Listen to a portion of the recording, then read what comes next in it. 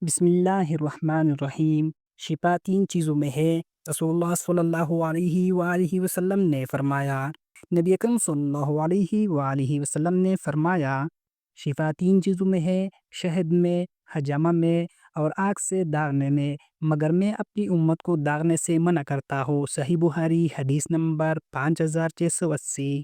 یعنی اللہ تعالیٰ نے انسان کے لیے شفا کے ایسے قدرتی ذرائع رکھے ہیں جن میں نہ صرف جسمانی علاج ہے بلکہ روحانی سکون بھی ہے۔ شہد، قرآن میں بھی اس کا ذکر ہے، اس میں لوگوں کے لیے شفا ہے۔ سورۃ النحل آیت نمبر 69۔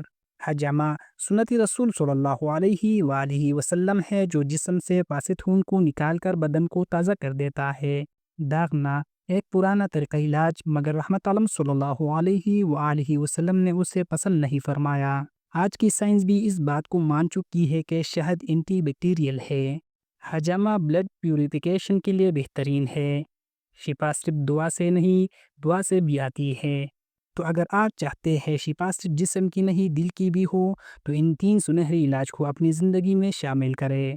دوستو، اگر آپ حدیث سننا پسند کرتے ہیں تو چینل کو سبسکرائب کر لیں۔ شکریہ۔